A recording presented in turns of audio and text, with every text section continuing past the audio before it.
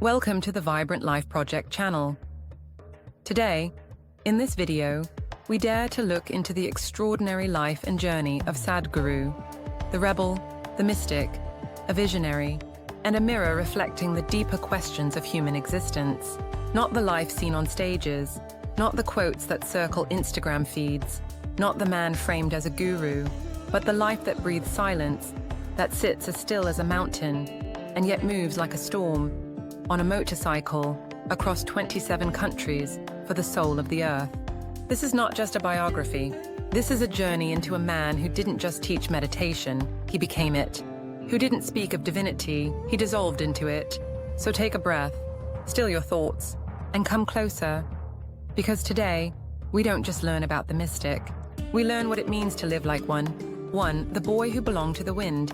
Before the world called him Sadhguru, he was simply Yogi, a barefoot boy with wild eyes and a heart tuned to the whisper of trees, snakes, and stars. He wasn't mystical by training, he was mystical by nature. While other children memorized math tables, Yogi stared into the sky for hours, asking questions no one dared to ask. Where did I come from? Why am I here? What lies beyond this skin? He didn't talk much, not because he was shy, but because words felt too small, too fragile to hold the vastness he sensed within. Even then, he wasn't trying to become anything.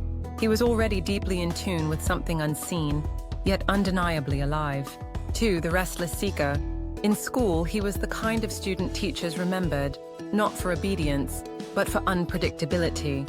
He wasn't unintelligent, he was simply uncontainable. He bent the rules, broke the patterns, and often found more wisdom in stillness than in any schoolbook. The only reason I survived school, he would later say, was because I never let it interfere with my education. As he grew older, his restlessness deepened.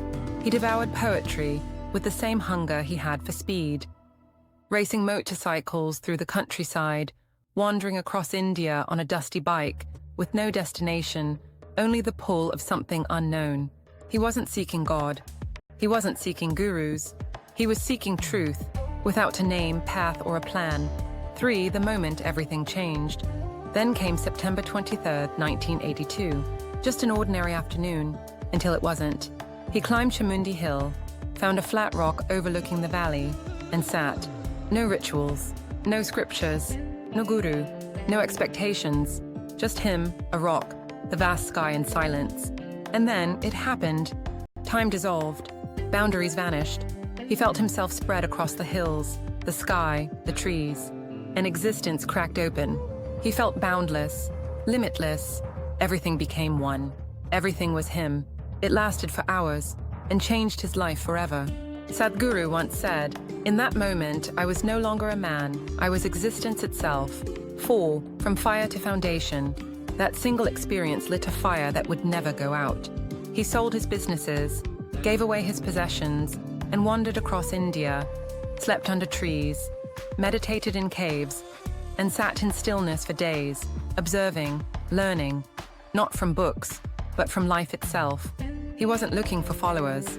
He was simply learning how to stay in that state of unity, not for a moment, but for life.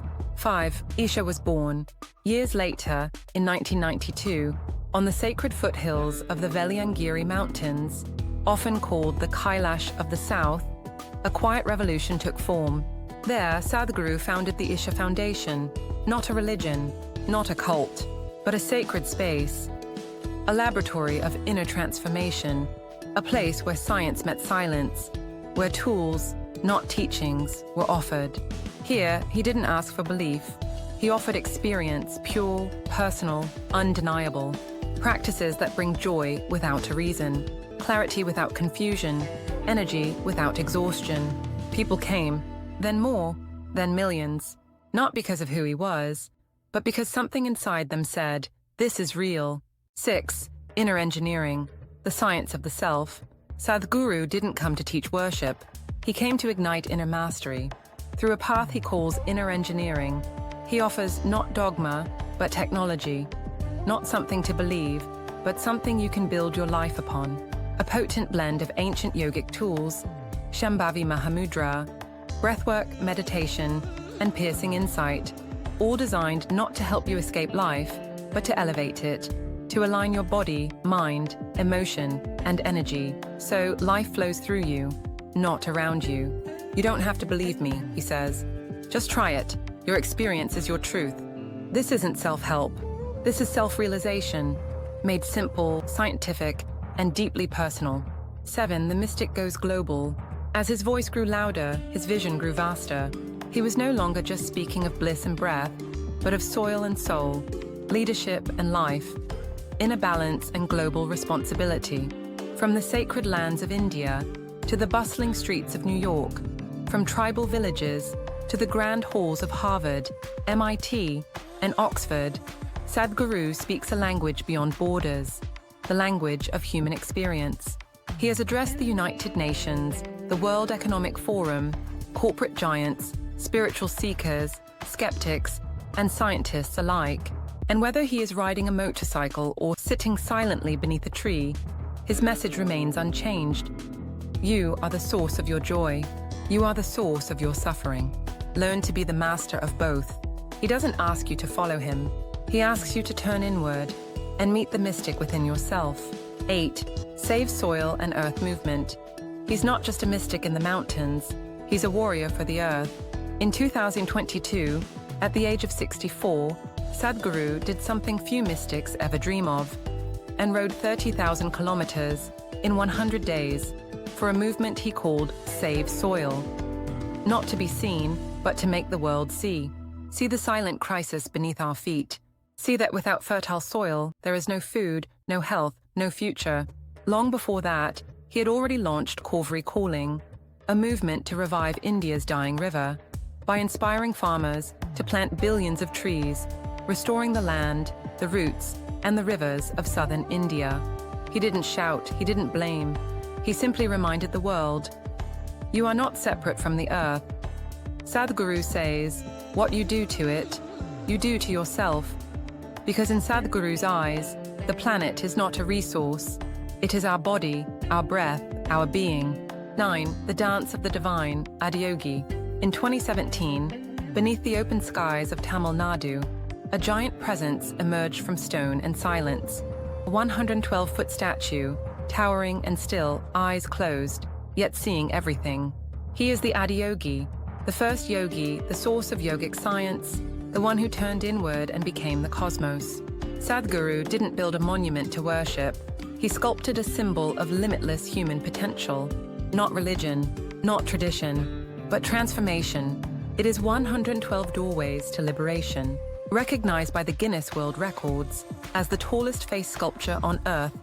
But its true weight is not in stone.